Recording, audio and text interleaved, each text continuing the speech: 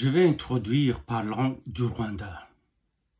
C'est bizarre, car moi je suis Congolais de père et de mère, et je ne suis voué que pour la cause du Congo et non du Rwanda, mais aujourd'hui je vais introduire par le Rwanda. Car en 1994, quand Habyarimana est tué par Kagame, ce fut un vacarme, une violence vue et entendue par tout le monde et qui va s'enchaîner. C'est ainsi que tout le monde pouvait se rendre compte que quelque chose vient de se passer au moment où ça se passait même. Mais le jour où Kagame, lui, il va tomber, ça ne fera pas de bruit du tout. Ce sera une nuit comme toute autre, silencieux comme tout autre, mais il se sera retiré dans l'obscurité totale, sous un grand silence, sans tambour ni trompette, et sans richesse du tout. Il se sauvera main vide, parce qu'il aura déjà expédié évidemment tous ses fonds à l'étranger, et il laissera son pauvre peuple encore sous des tueries. Lui, il sera déjà parti. Le peuple se rendra qu'il n'est plus là, se rendra compte qu'il n'est plus là, mais ce sera dans un grand silence total à cause de l'humiliation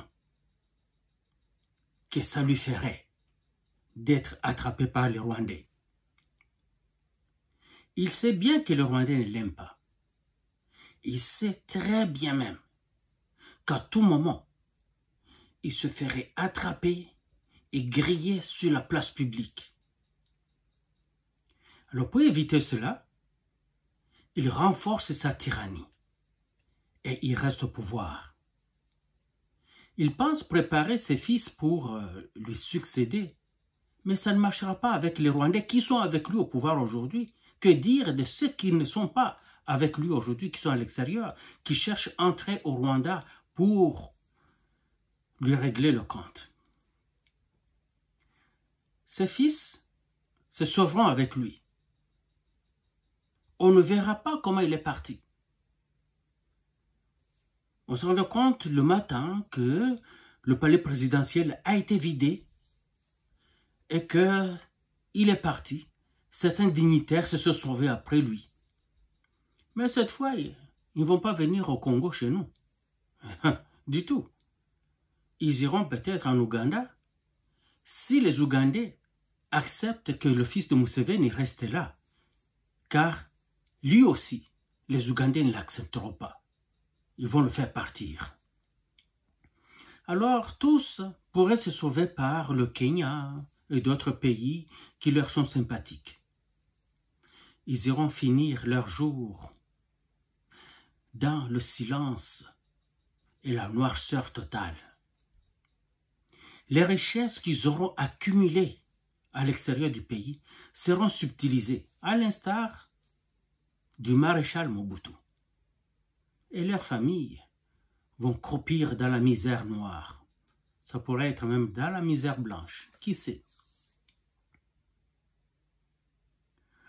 Aujourd'hui, il ne jure que par la mort de Félix-Antoine Tshisekedi, qui ne lui a rien fait.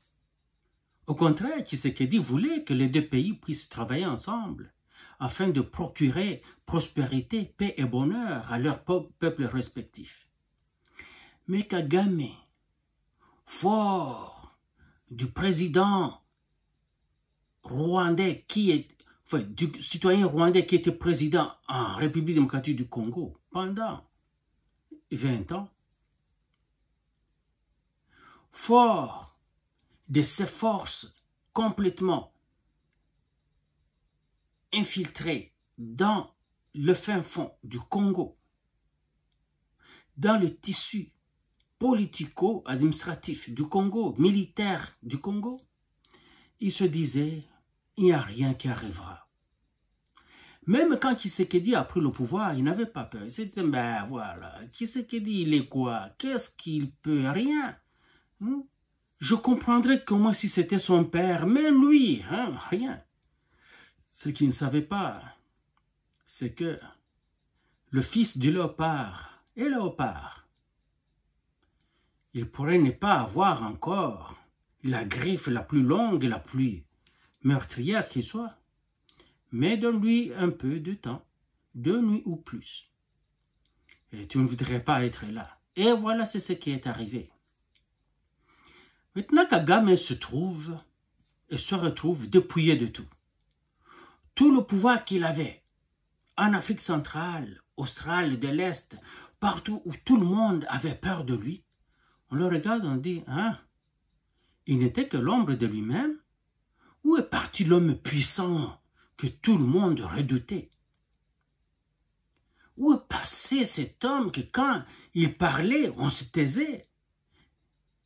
Il passait, on s'abaissait. Où est-il? Demandez à Tshisekedi qu'est-ce qu'il a fait à cet homme. Tshisekedi n'a jamais été au Rwanda. Du moins, dans le sens d'aller faire mal au Rwanda. Il n'a jamais attaqué le Rwanda. Il n'y a pas un seul soldat congolais sur le sol rwandais. Du tout.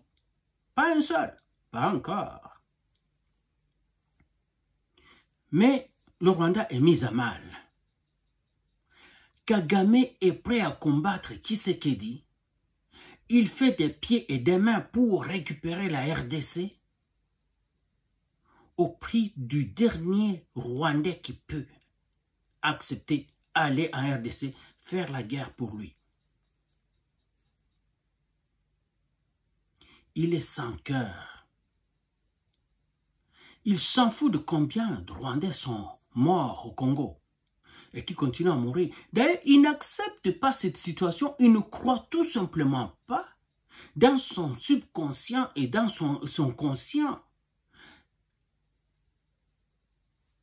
qu'un Rwandais pourrait mourir, un soldat rwandais pourrait mourir sur les champs de bataille au Congo. Parce que hier, les soldats rwandais venaient chez nous, ils faisaient la loi, ils tuaient qui ils veulent et ils sortaient dans l'impunité totale.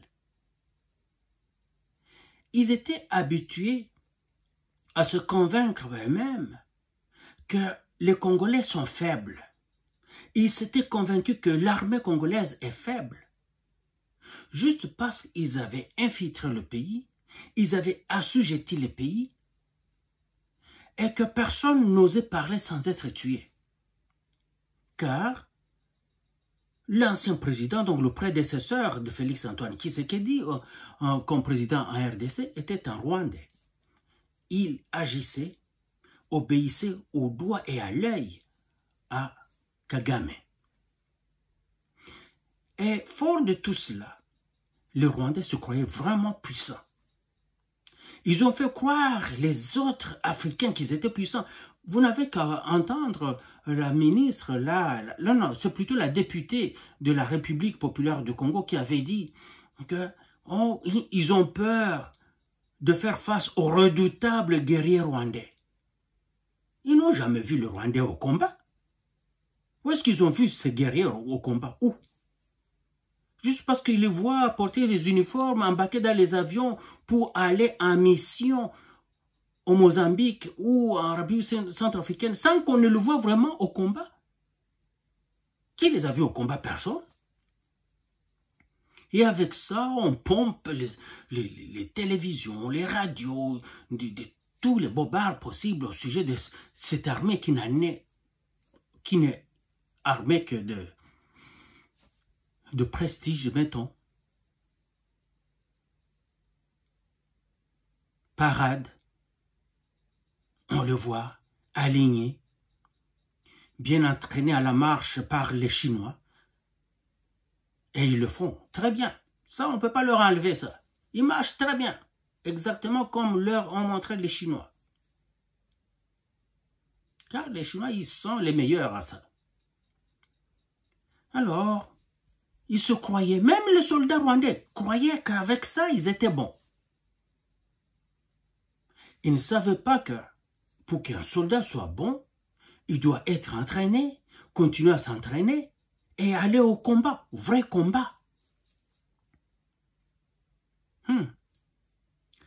Maintenant, ils sont affrontés au Wazalendo et au FARDC. Kaboum! Ils sont nulle part. Ils ne sont pas vus. Leur bravoure, on ne la voit pas.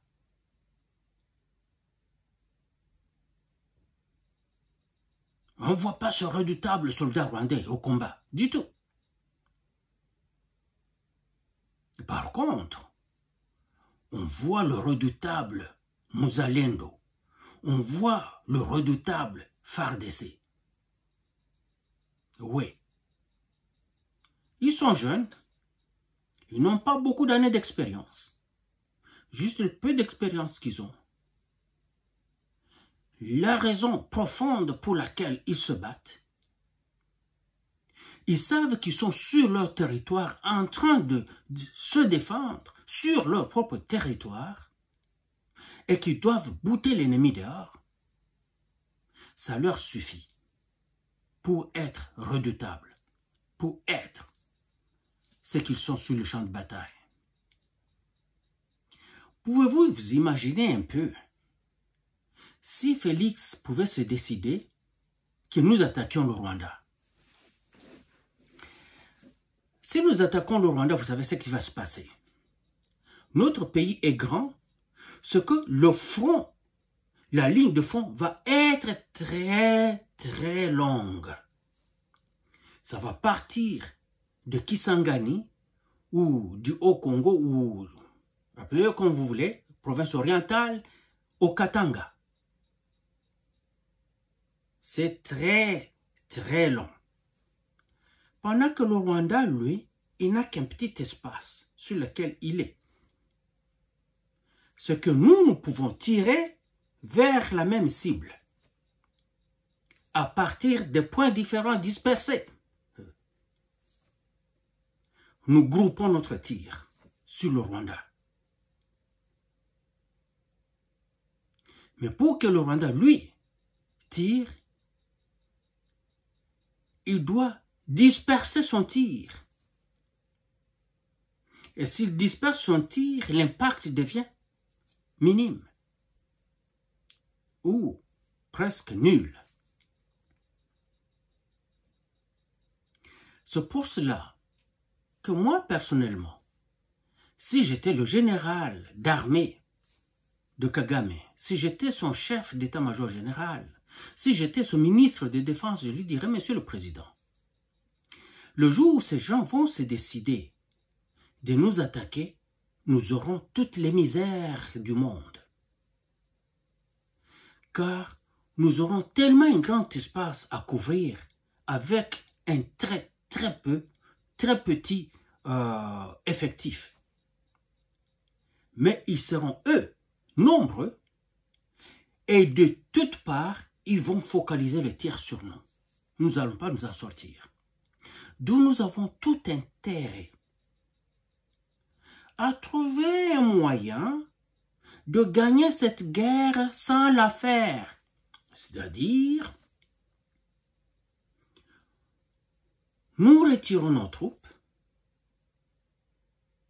nous fustigeons l'indiscipline des M23 et nous disons à cause de leur indiscipline, nous n'allons plus les supporter, nous nous retirons. C'est tout. Nous avons la victoire et nous partons. Comme le M23, c'est le RDF, donc ce sera fini la guerre. Et les Congolais ne vont pas franchir parce qu'ils ne veulent pas franchir. Mais si nous ne le faisons pas aujourd'hui, nous allons perdre. Et nous perdrons brillamment, car, regarde, ça fait combien d'années, quelques années déjà, que nous attaquons le Congo. Nous ne sommes pas capables de prendre Goma pendant que nous voulons prendre Goma. On ne se cache pas la face, Monsieur le Président. On ne se voile pas la face. Nous voulons prendre Goma. Avant, c'était, on se décidait comme ça, et 30 minutes après, nous étions dans Goma. On se décidait comme ça, et 30 minutes après, nous étions dans Bukavu. Qu'en est-il aujourd'hui? Ce n'est plus le cas. Et quand nous avançons, nous subissons des pertes énormes. Oui, nous prenons des territoires, mais ce ne sont pas nos territoires, nous devrions à un moment nous retirer de là. Est-ce que ça vaut la peine de perdre tous ces jeunes Rwandais au combat chez autrui pendant que lui ne nous a pas attaqués? Mais nous pouvons faire ce que Félix voulait que nous fassions. Félix voulait que nous fassions affaire ensemble, que nous puissions nous enrichir ensemble. Et d'ailleurs, il était prêt pour que nous gardions les usines de purification, de traitement d'or ici chez nous. Et ils vont amener l'or ici. Nous traitons l'or, nous vendons, et puis nous partageons le butin. Nous avons déjà pas mal enrichi notre pays avec 30 ans d'exploitation de ce pays-là. Ça ne suffit pas. Ah, je comprends. Aucun Rwandais ne pourrait lui dire ça, parce qu'il sera tué sur le champ. Alors, que faire? Alors, il faut faire partir Kagame. Parce que non seulement il a fini par créer l'animosité entre peuples, elle n'était pas là avant cette animosité. Les Rwandais qui vivaient chez nous au Congo, ils vivaient calmement, ils vivaient bien. Aujourd'hui, ce n'est plus le cas. Oui, ils continuent à vivre calmement parce qu'Antoine Tshisekedi, Félix Antoine Tshisekedi, il n'est pas un président à problème. Pouvez-vous vous imaginer un autre Congolais qui viendra demain et qui n'a pas le cœur de Félix? Les Rwandais, ils retournent chez eux vite, vite, très vite. Et si ce président-là est gentil d'ailleurs, que cela arrivera. Sinon, ce sera trop tard, car le peuple congolais en a déjà là, dans sa gorge, à cause de Kagame. Vous ne pouvez pas tuer 15 millions, plus de 15 millions de citoyens d'un peuple, d'un pays, et s'attendre à ce que ces gens-là puissent parler doucement de vous, avec mots de gentillesse, non. Ils chercheront à se venger. Ça, c'est un fait. Vous pensez que les Palestiniens et les Libanais qui sont tués chez eux là-bas, ils ne l'ont pas à la gorge? Qu'est-ce que vous pensez qu'ils ont en tête, si ce n'est que vengeance?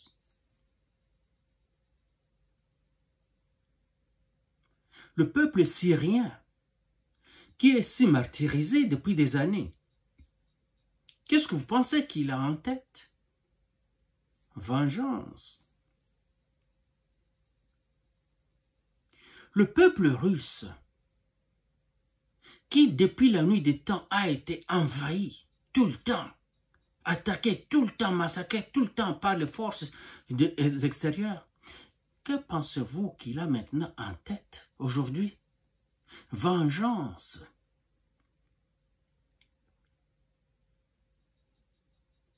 Que pensez-vous qui arriverait aux Américains demain si ils s'aventuraient à aller faire une guerre quelque part? Chose qu'ils vont faire. Les Russes vont s'assurer que cette guerre-là devienne pénible, très pénible pour les Américains. Et ils le feront, car ils devront se venger.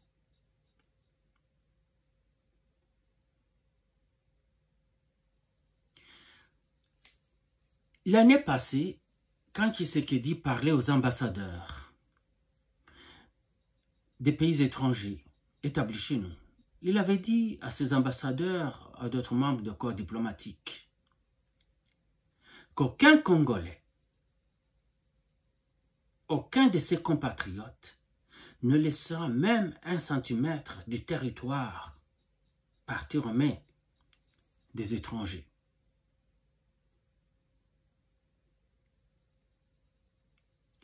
Aujourd'hui, il leur parlait encore. Dans son adresse, il a d'abord parlé un peu. Nous, on savait, toute personne, tout Congolais a su que le président Fachi s'adressait d'abord au président rwandais Kagame quand il a dit ceci. Contrairement à d'autres pays où les élections s'apparentent à des répétitions d'un scénario préécrit avec des adversaires soigneusement choisis d'avance pour garantir un résultat inchangé. Le processus électoral congolais est un espace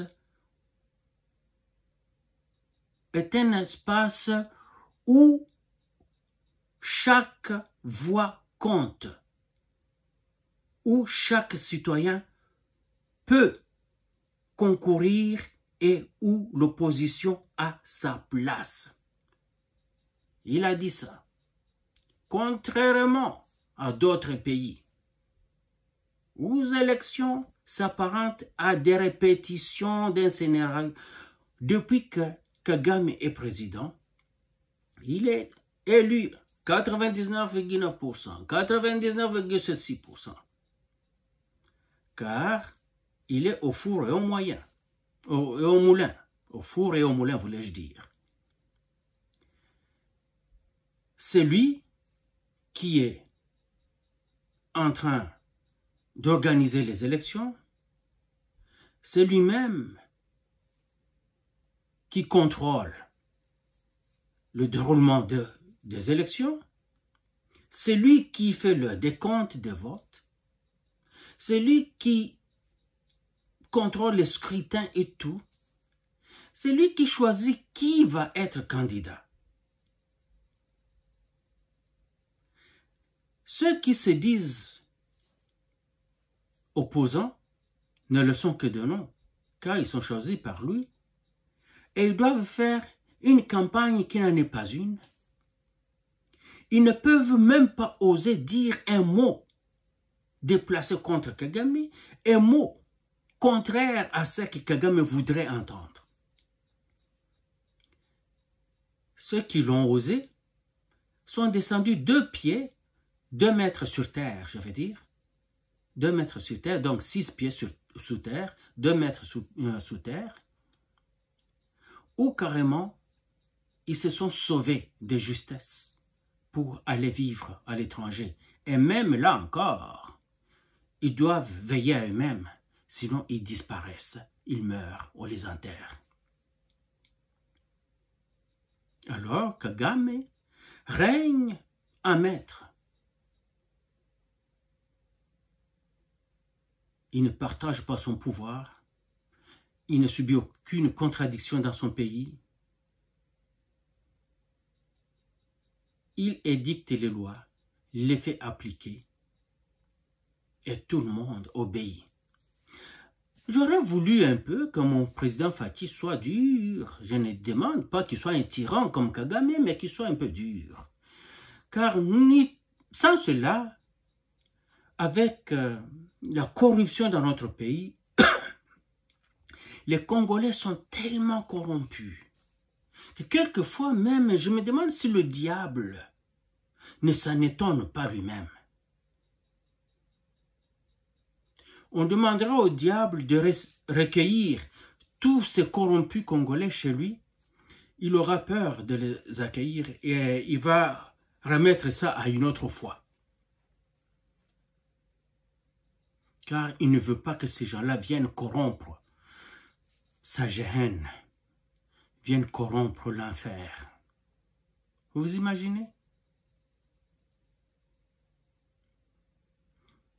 Il y a des audios de la première dame du Congo, Madame Tshisekedi, qui sont en train de circuler. Les voix semblent être celle que nous pouvons attribuer à la première dame. Et si cela est vrai, tant pis parce qu'elle ne dit pas faux et elle n'a rien dit de mal contre son mari ni contre le pays. Et il n'y a rien qui soit de nature à dire « Oh non, elle porte atteinte à ceci, elle ne respecte pas le pouvoir. » Non, non, il n'y a rien de ça. Elle parle comme elle parlerait. Ce sont des humains. Hein? Elle a des amis aussi. Quand elle parle à ces gens-là, elle parle comme vous et moi. Vous pensez que quand je parle à ma famille, je m'adresse comme ça, je suis terre à terre.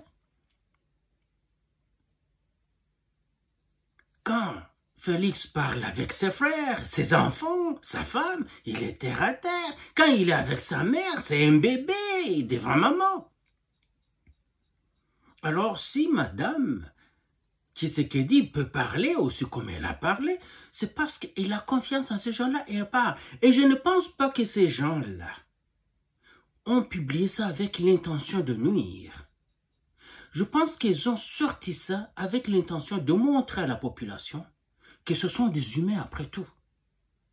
Que ce sont des gens qui ont mal pour ce qui arrive au pays. Qu'ils peuvent avoir des personnes auxquelles se confier et déverser l'amertume qui les ronge. Et ce qu'il a dit là, comme quoi, parce que Félix ne veut pas frapper fort. La première dame voudrait qu'il frappe fort, mais lui ne veut pas. Il est doux, il est chrétien, il est ceci. Moi, ça m'énerve aussi. Ça énerve le peuple, ça énerve les gens de son parti UDPS, ça énerve les Congolais, ça énerve tout le monde. Tout le monde est fâché contre Fachi parce qu'on voudrait qu'il puisse coincer. Les gens voudraient voir Fachi être comme son ministre Moutamba. Vous savez, le ministre Moutamba, s'il avait un président qui est comme lui, bon, pas comme lui, mais vous comprenez, un président qui est sévère, il y en aurait 3 ou 4 autres ministres à faire ce que Moutamba fait. Mais tous, ils savent, bon, quoi, que tu fasses mal ou quoi, il n'y a pas de problème. Le président ne fera rien, de toutes les façons. Il est chrétien, tu viendras lui demander pardon, il va comprendre. Tu viendras lui dire, au nom de Jésus, tu demandes pardon, il va te laisser faire. Mais Yeshua, Jésus, lui, n'a pas blagué. Hein. Jésus est allé dans le temple, là, il a trouvé que les gens en train de faire des niaiseries, là, dans le temple. Yeshua beta bakata, abouaka biloko. Ba coup de pied à marque wana a renversé la table à biloko bateau. A renversé pensa ko a saganata. Alors je ne vois pas pourquoi le président, lui, il peut vouloir être plus gentil que Jésus. Non. Non. Ça nous botte les nerfs, nous, les concitoyens. Vous voudrez que le président soit... Mais aussi quand la première dame se plaint des gens qui sont dans la réunion de haute sécurité avec le président commandant en chef des armées. Et que le lendemain, ça fuite. Le président n'appelle pas ces 8 personnes, 10 personnes qui étaient avec lui. Les maîtres là dit, dites-moi qui a sorti ça. Vous tous, vous allez passer aux menottes. Ils allaient dire qui l'a fait. Et je sais qu'il sait qui a fait ça. Mais la personne vit. La personne vit toujours. Vous ne pouvez pas trahir le pays à ce niveau-là. Trahir le président de la République à ce niveau-là. Et être vivant. Non, aux États-Unis, vous ne pouvez pas. On vous tue. D'une manière ou d'une autre, aux États-Unis, on exécute les gens chaque jour. Pas seulement les gens qui commettent les crimes de droit commun. Non. Les gens qui commettent des crimes politiques, des crimes militaires, ils sont exécutés chaque jour. Ils ne le disent pas. C'est tout. Ils ne le disent pas. Vous pensez qu'il y a beaucoup de gens qui viennent dans les cercueils de l'extérieur du pays, qu'ils ont nécessairement été tués au combat? Non. Il y en a qui subissent des balles perdues, il y en a qui subissent des tirs amis. Vous comprenez ce que je veux dire? Tout se passe là-bas. Ce qui se passe au combat reste au combat, non? Il y en a qui subissent des accidents, qui font des accidents aux États-Unis, dont les véhicules perdent contrôle, puis se retrouvent dans le fond des mers, des rivières, des lacs. On les trouve s'étant tiré des balles en tête. Vous imaginez quelqu'un qui est droitier, au lieu de se tirer une balle à droite, mais il est droitier, il se tire la balle à gauche. Pourquoi il va aller passer son arme comme ça pour tirer là-bas? Un gaucher va tirer à gauche, un droitier va tirer à droite. Mais vous trouvez un gaucher qui a tiré à sa droite, un droitier qui a tiré à sa gauche. Vous ne comprenez pas des choses? Quelqu'un qui s'est suicidé, se donnait la mort, s'est pendu lui-même. Les gens qui ne pouvaient plus supporter la pression, il était en dépression. Beaucoup de choses se passent comme ça. Chez nous, non. On laisse tout le monde. Quand bien même 15 millions et plus de citoyens meurent et on continue à mourir, on laisse ces gens-là qui trahissent.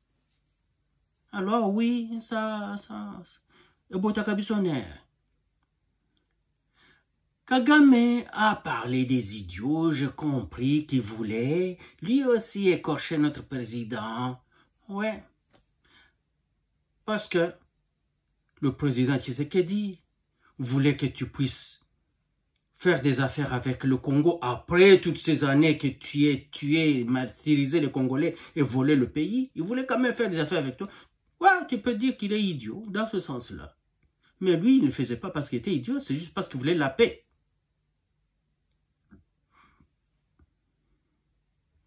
Mais voyons maintenant, l'idiotie c'est quoi? Je vais donner des petits exemples au président Kagame. Comment un idiot agit? Kagame dit que lui, il ne connaît rien de M23. Il dit que les M23 sont des Congolais. Mais le même Kagame vient en courant vite à Luanda, en Angola, pour aller représenter les M23, parler en leur nom et pour leur compte. Ça, c'est être intelligent. Le même Kagame signe pour les M23, dont il dit qu'ils ne sont pas rwandais, ils sont congolais, dont il nie être commanditaire. Mais moi, si je ne fais rien pour toi, rien en ton nom, on m'appelle pour que j'aille te représenter, je dis, fuck it, je n'irai pas là. Mais il vient en courant. Quand ce n'est pas lui, il envoie son ministre de la Défense ou son ministre des Affaires étrangères ou d'autres politiciens de haut niveau pour le compte du M23. Ça, c'est un exemple type d'idiotie. Tu dis, tu es au Congo parce qu'il y a des FDLR. Ok. Pendant 30 ans, et surtout les 20 dernières années où il y avait un certain GKK, Joseph Désiré Kabila, rwandais, pure vache, il était président au Congo. Il a donné tout aux combattants institués en groupes armés au Congo. Il a signé tout ce qu'on lui demandait de signer par le Rwanda, représenté par des forces d'invasion, M23, CNDP, RCD, je ne sais pas quoi, tout. Il a tout donné. Les militaires rwandais venaient porter des uniformes de l'armée congolaise pour faire incursion au Congo, aller tuer tout ce qu'ils veulent tuer, repartir, laisser les uniformes congolais et porter les uniformes de l'armée rwandaise et retourner chez eux.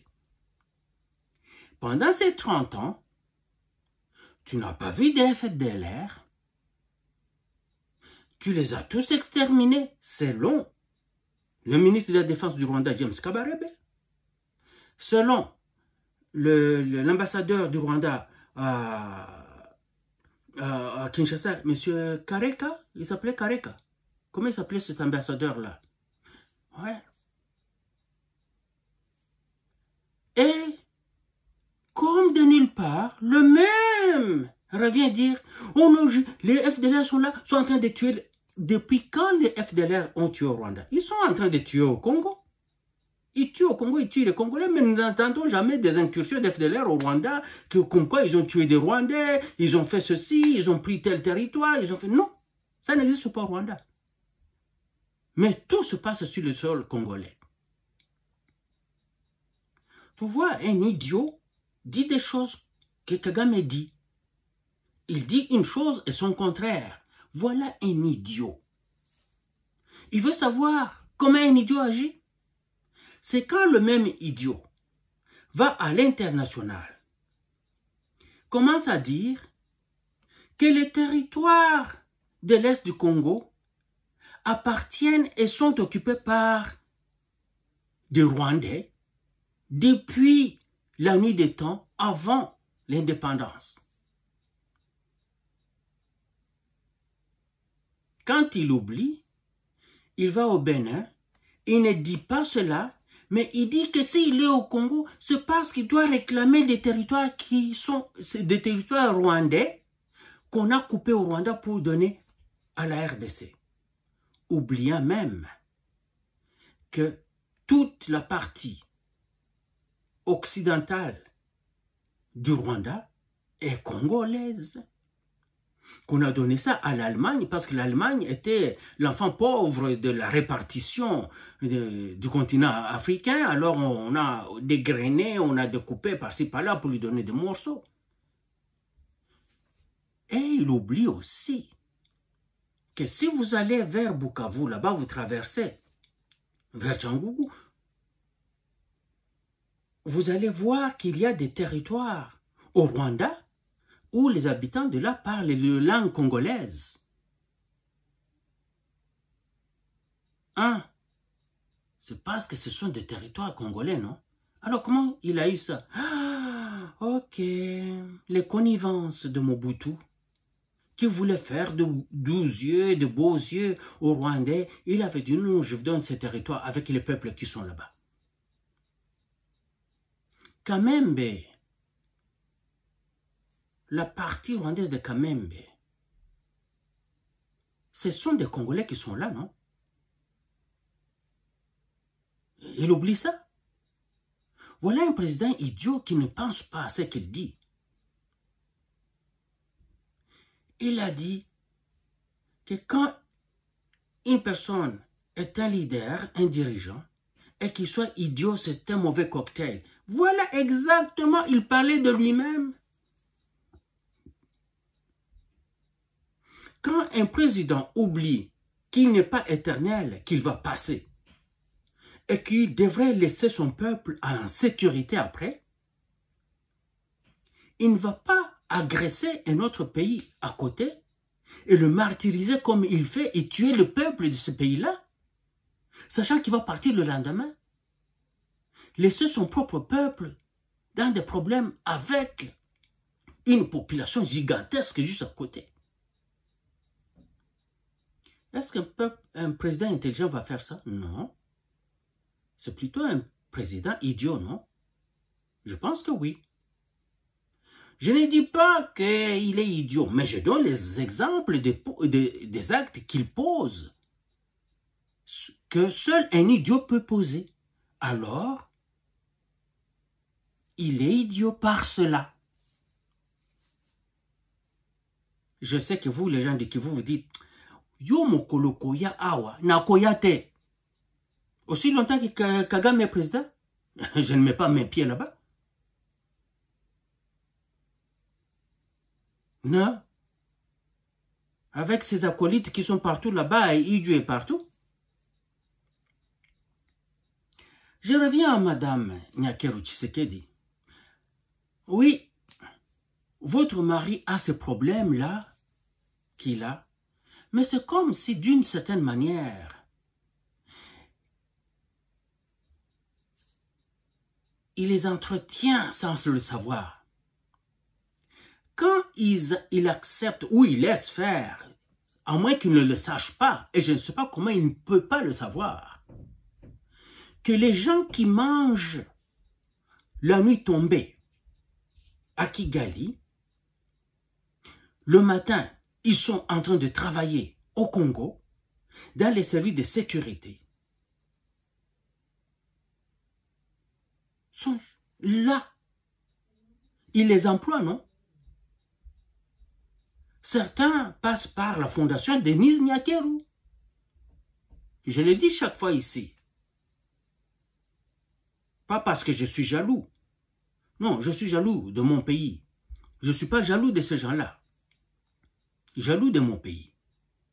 Car je voudrais que mes enfants puissent venir en vacances là-bas, se balader comme on se baladait en République démocratique du Congo il y a une trentaine d'années sans avoir peur pour sa vie.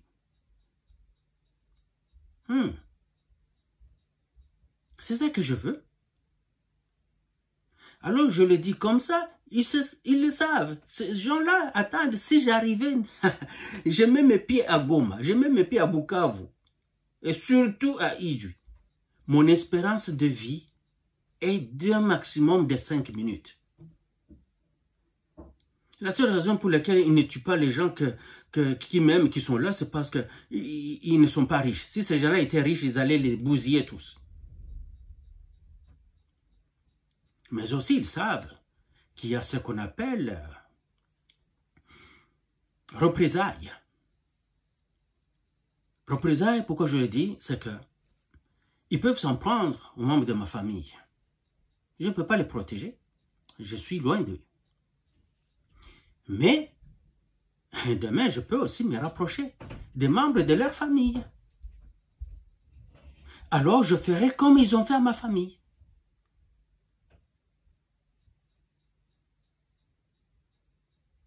Et ça donnera quoi? Tu tues un chez moi, je tue un chez toi. Tu tues un chez moi, je tue un chez toi. Tu tues 5 chez moi, je tue 5 chez toi. Ça donne quoi? Rien. Et c'est la seule raison pour laquelle ils ne le font pas.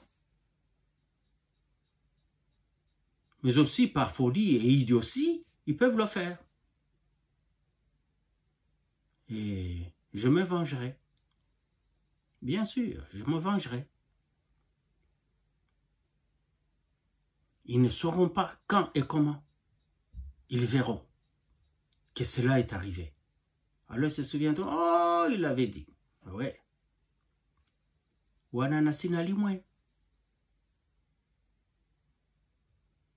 Je les trouverai dans le Nyiragongo, je les trouverai dans le Isiro, je les trouverai dans Kinshasa, je les trouverai à Bukavu, je les trouverai à Goma, je les trouverai à Idji, je les trouverai quelque part, je le ferai. Alors, c'est inutile de chercher à me faire cela. C'est la seule raison pour laquelle ils ne s'en prennent pas à eux. Sinon, ils les extermineraient en une seule nuit.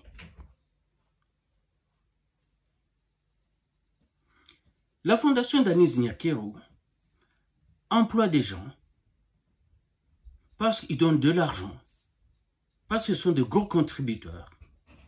Ces gens-là apportent du monde recommandé auprès du président qui les nomme.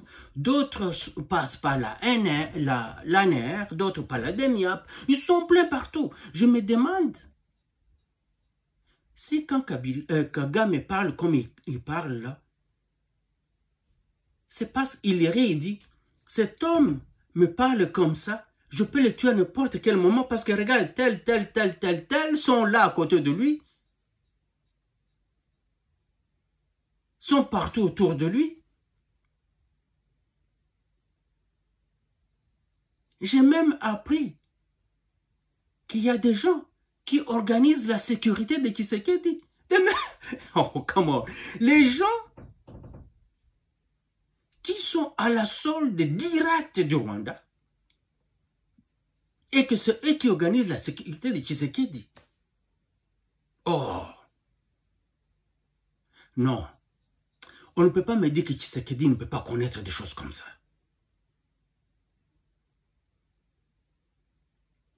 Parce que si tu vois quelqu'un qui a la réputation d'être un ivrogne, tout le monde l'a vu boire et tomber dans les rues. Il vient et vous dit, parce que vous le trouvez le matin, il n'a pas bu, car non, il ne boit plus jamais ou il ne boira plus jamais. Un ivrogne. Et vous le croirez?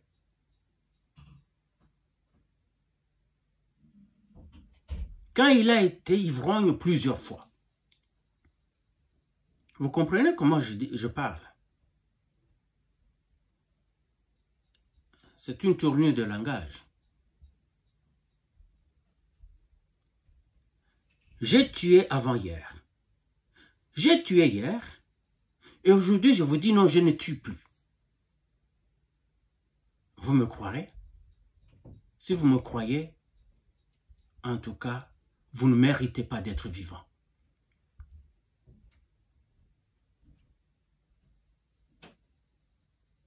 Vraiment, vous me croirez? Moi, je ne voudrais pas que quelque chose arrive à mon président. Parce que c'est le dernier rempart de la RDC. On n'aura plus un président comme ça. Fini. Si on le descend, le pays part pour toujours. Mais ça m'énerve de voir comment on peut négliger à ce point-là.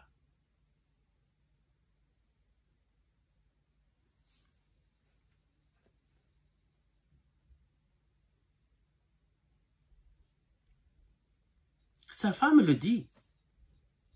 Comment le président ne sait même plus à quel sens se vouer, à qui faire confiance. Parce qu'il laisse ces gens-là autour de lui. Ils sont là, ils lui font du mal. Il parle à ses ennemis sans avoir peur. Ils disent à ses ennemis ce qu'il s'est dit avec eux en réunion. Comment se fait-il ça que le président se dit avec ce petit noyau-là du genre de sécurité maximale du pays? Le lendemain, ils le disent à Kagame. Le président sait que c'est sorti d'eux. Et ces gens-là sont là tranquilles. D'autres sont dans les services de sécurité, ils sont là tranquilles.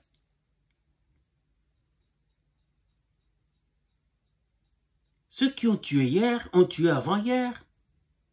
Ceux qui ont trahi hier ont trahi avant-hier. Tous sont là. Vous pensez que vous êtes mieux que Mobutu? Vous pensez que vous êtes mieux que Laurent Désiré Kabila?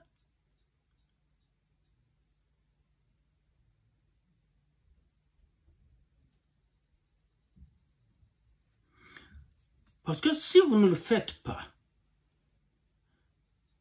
Dieu peut se dire, comment cet homme peut prendre des risques comme ça parce qu'il veut voir si je l'aime? Dieu laissera les choses se passer.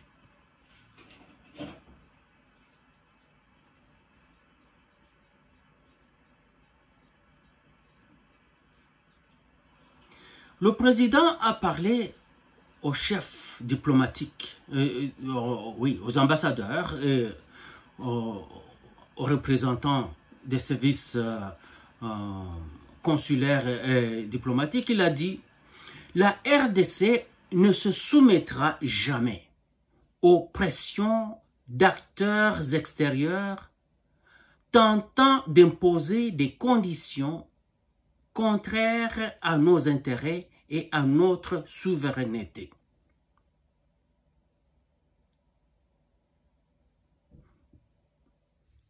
Mais vous les laissez en train de venir vous dire, vous mettre des pressions chaque jour, chaque jour, chaque jour. Vous n'avez qu'à les mettre dehors. Ils vous mettent des pressions, ils demandent à vos ennemis de vous attaquer, ils donnent tout à vos ennemis prennent vos territoires, puis les mêmes gens viennent vous dire, vous devez aller discuter avec ces ennemis-là, ils vous mettent des pressions pour que vous le fassiez. Et vous les laissez là-bas. Même si vous leur dites ça, ils sont là dans la salle, vous leur parlez. Ils disent, oui, oui, tu vas le faire. C'est ce qu'ils sont en train de dire. Si tu ne le fais pas, ils te descendent.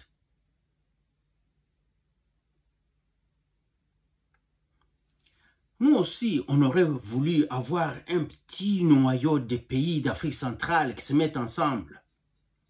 Le Congo, le Burundi, le Rwanda, l'Ouganda, l'Angola, l'autre Congo, la République centrafricaine, tout ça. C'est-à-dire, nous allons nous défendre les uns des autres, nous ne voulons pas de vous. Allez dehors. Ces gens-là, ils partiraient comme ils ont quitté le Sahel. Et les pays du Sahel se soutiennent. Ils sont serrés, tissés là, très serrés. Évidemment, nous, on ne l'a pas, à cause des gens comme Kagame. Et d'autres tout autour, là, qui mangent et boivent de la coupe des ennemis. Mais, nous pouvons nous chercher des gens qui vont nous protéger. Regardez, un pays comme l'Iran. L'Iran a vu qu'il n'a même plus le territoire syrien qu'il peut utiliser comme bouclier, comme il le faisait avant. L'Iran a couru vers la Russie. Il a demandé à la Russie, mon cher, aidez-moi. Hier, ils ont signé des traités de défense mutuelle. C'est un gros choc pour les États-Unis. Parce que les États-Unis veulent. Trump vient là. Trump vient. Il a son collimateur directement sur l'Iran. Mais c'est la course à la montre. Les Russes sont en train de renforcer l'Iran maintenant avec des systèmes de défense antiaérien, des systèmes d'attaque de toutes sortes, dont les gens pourraient dire, ou les gens disent déjà d'ailleurs, qu'il y a des F-35. Non, pas des F-35, des Su-35, des Sukhoi 35, qui sont des avions dernier cri de 5e génération de combat, qui seraient déjà en Iran.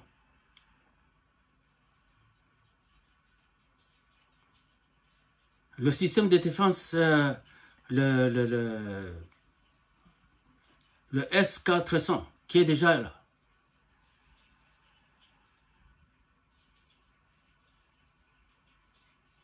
Ils ont déjà les S-300.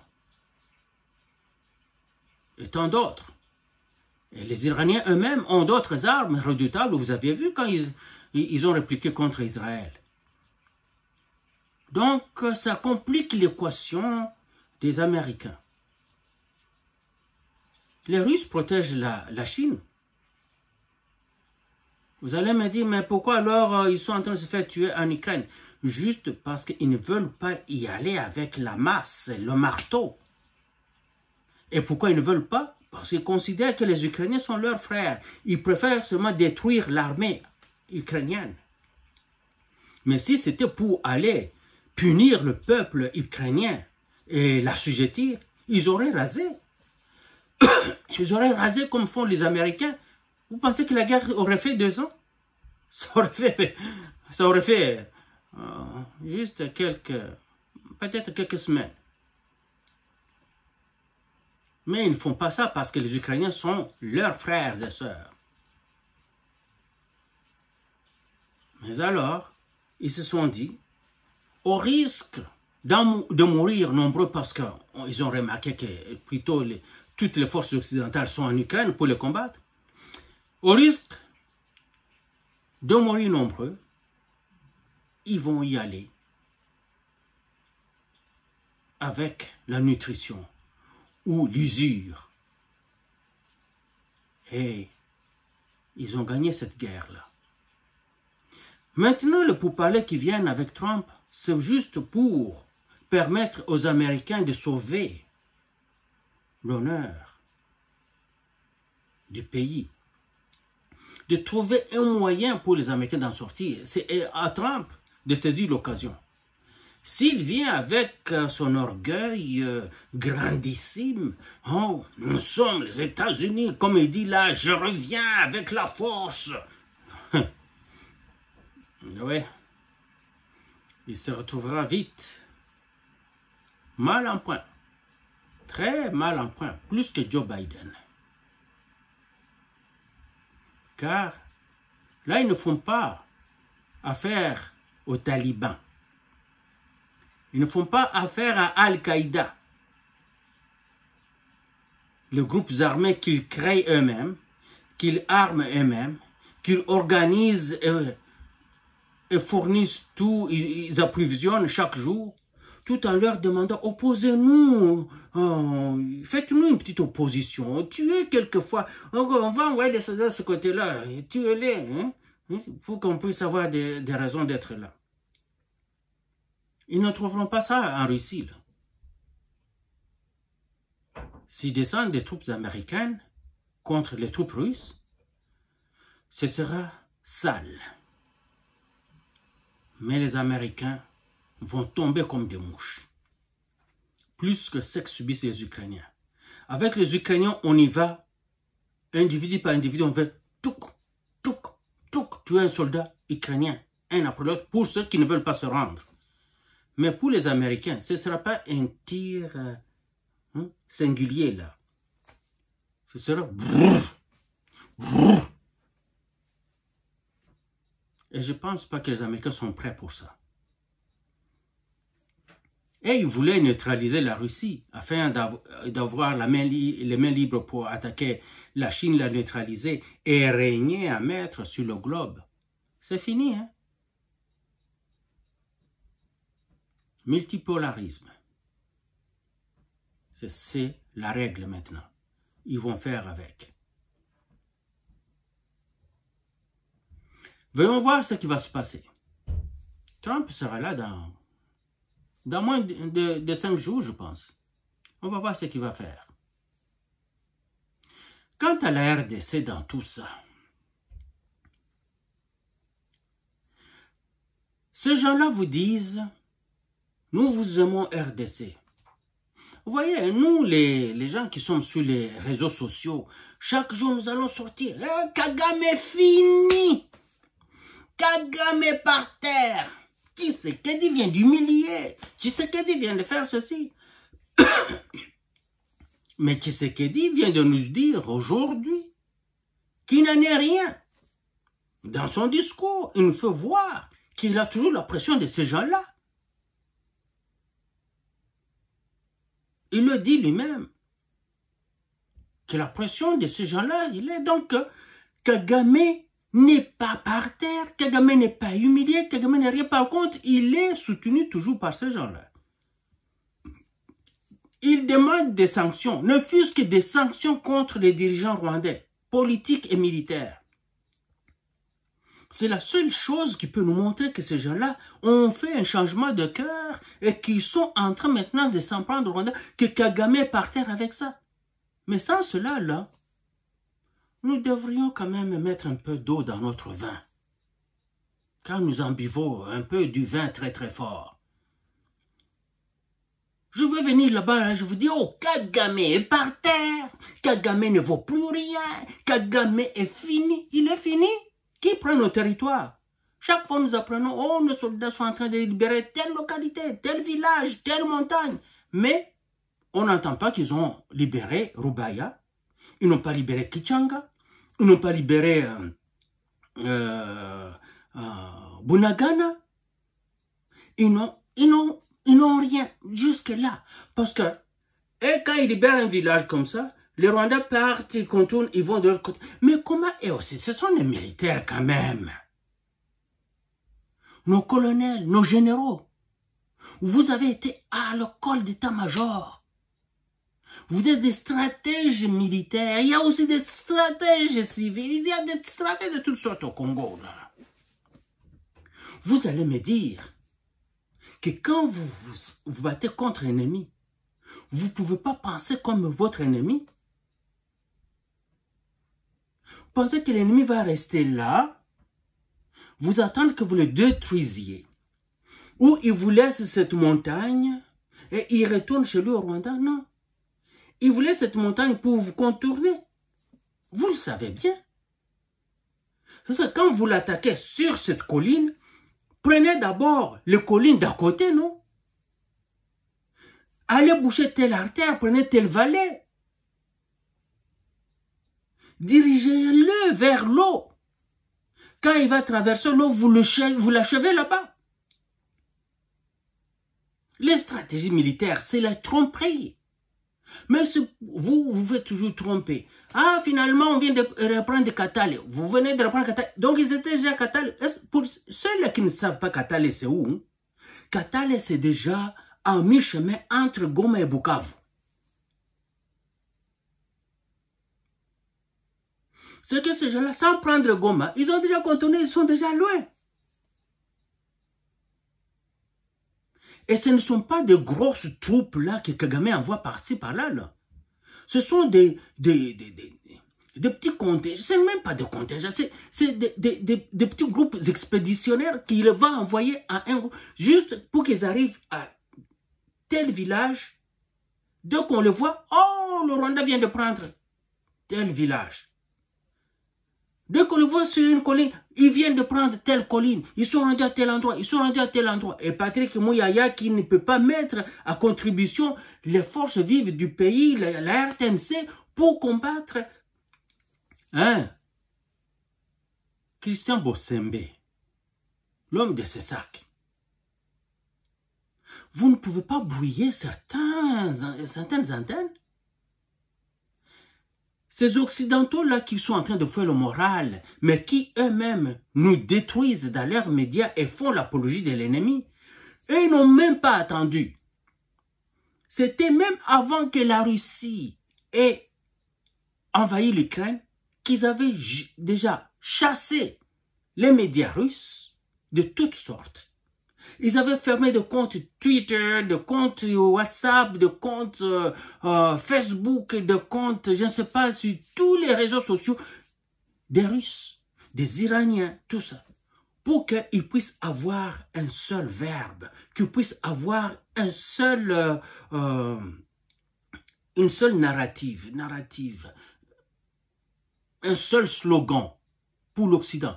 Ils disent ça, il n'y a pas de contradiction. Leur peuple ne font que gober ces propagandes-là.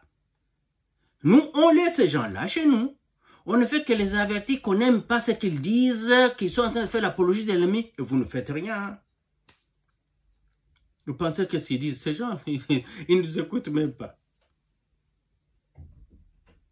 Alors, nous, on se retrouve à vouloir remonter le moral du peuple pour dire « Hey, Kagame a vidé, Kagame a commis rien, a souki, a zaboué. » Mais non, Félix Antoine Tshisekedi, notre président de la République, nous dit « Non, Kagame n'est pas fini, il n'y a aucune sanction contre lui, il n'y a aucune sanction contre son armée. » On va dire « Oh, mais on a sanctionné Willy-Ngoma. » Willy-Ngoma, qu'est-ce qu'il est? Il n'a même pas un compte bancaire au Rwanda. Quelle sanction on va lui donner? Qui n'arrive pas à Paris. Il est allé à Paris avant. En a-t-il les moyens? Vous ne voyez pas qu'on nous roule dans la poussière, là? Bon, on y reviendra, les amis. Je suis votre frère Bertin Bahaya. Bienvenue au Conspiratorium. Au revoir.